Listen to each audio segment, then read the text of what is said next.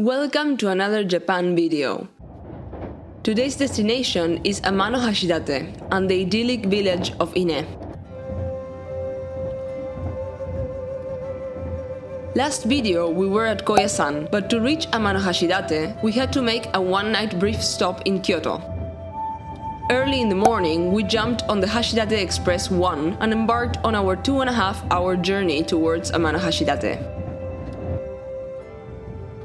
This train is the easiest to take when visiting this amazing place. The reason behind this is that there are no transfers needed and it is also the first train to arrive, meaning there will be less people around. Amanohashidate is one of Japan's top 3 most scenic views and a UNESCO World Heritage Site. It is quite popular among the Japanese and it is gaining more popularity among foreigners too. Located at the very north coast of the Kyoto prefecture, Amanohashidate is easily a must-visit location when traveling to Japan. Just 16 kilometers north of Amanohashidate lies Ine, an idyllic fisherman village. You might have already seen some photos of this beautiful place on the internet. It is famous for its wooden boat houses located around the bay. There are different ways to reach Ine, one of them being by bike. As we had planned to bike all the way to Ine, if the weather allowed it, the first thing we did once we arrived was to book 2 bikes. For this, I recommend you to be quick, as there aren't many available and they are rented out quickly. We were lucky to get the last 2 e-bikes. Without them, our whole plan would have changed quite a bit.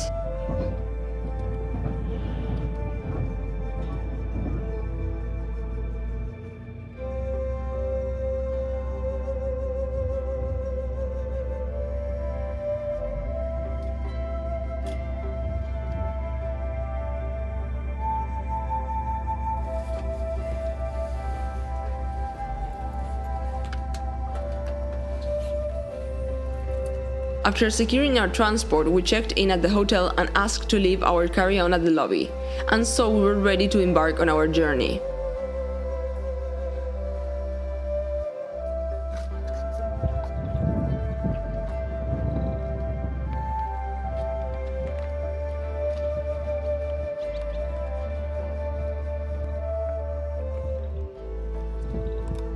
Filming while wearing a helmet, taking a look at the maps on the phone and pedaling on a rather small e-bike was a bit hard. As you can see, first clips I got were just my hands.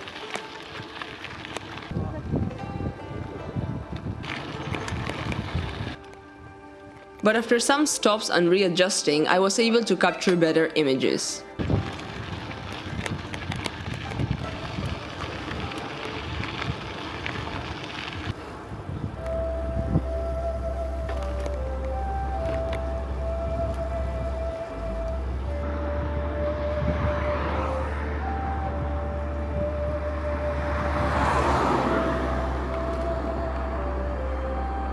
Amanohashidate is a 3-kilometer pine-covered sandbar that can be viewed from mountains on each of its ends. The sandbar is said to resemble a meandering pathway connecting heaven and earth. Later in the video, you will be able to appreciate this view. For now, let's focus on getting to Ine.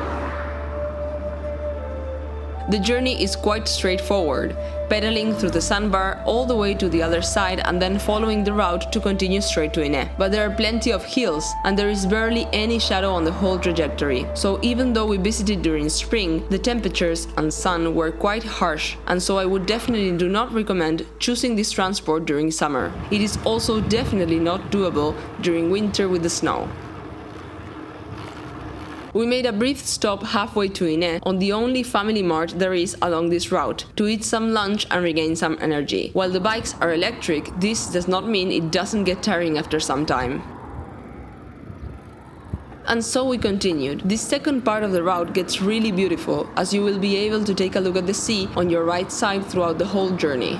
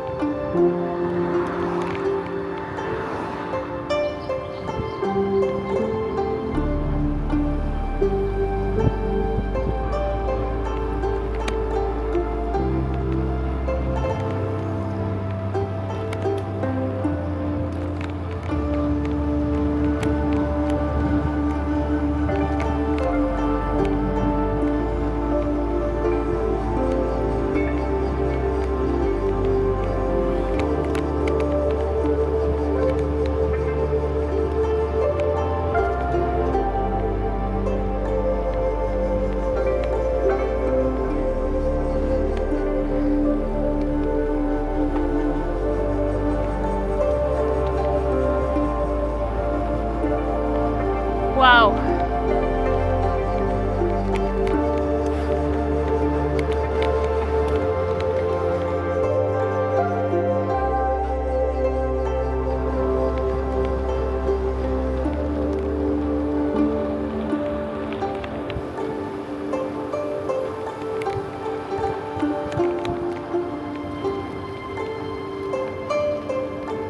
Wow.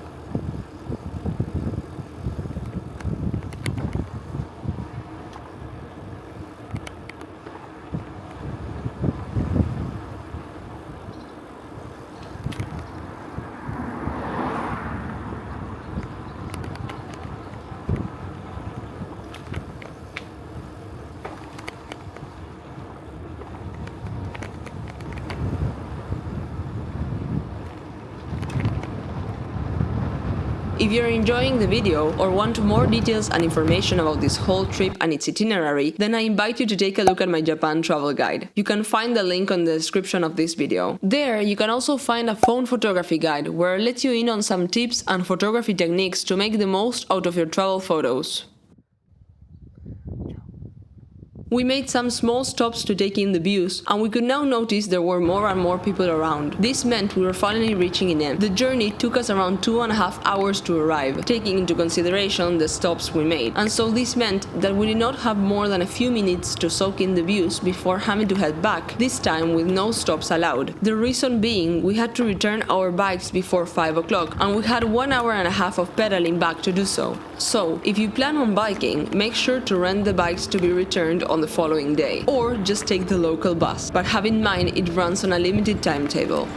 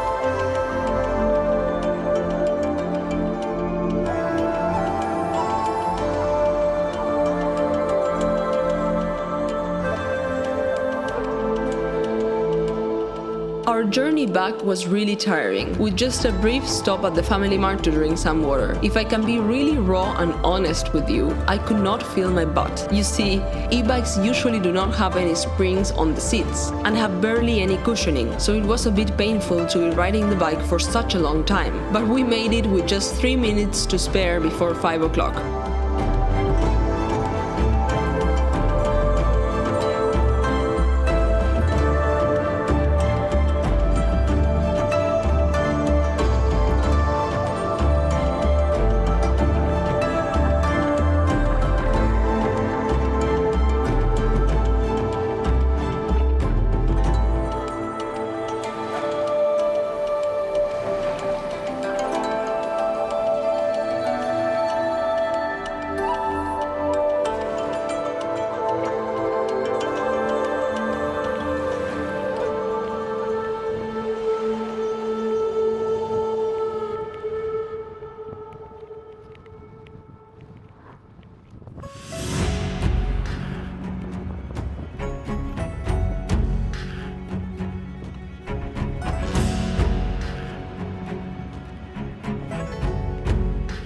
We may not have had as much time as we wished to enjoy the view at Ine and perhaps even drink a cold coffee, but renting a bike and pedaling all those kilometers to and from Ine is probably one of the most unique things I have done so far. Maybe if we had taken the bus, we would have had more time to enjoy the bay, but we would have missed the experience of riding a bike for such a long distance on a completely different side of the world, where even the traffic rules are different. We wouldn't have had the chance to stop at so many lookout points and appreciate the lesser seen parts of the journey, and we certainly wouldn't be taking home such an incredible experience. Sometimes we become so focused on the finish line that we fail to realize that the beauty lies in the entire journey.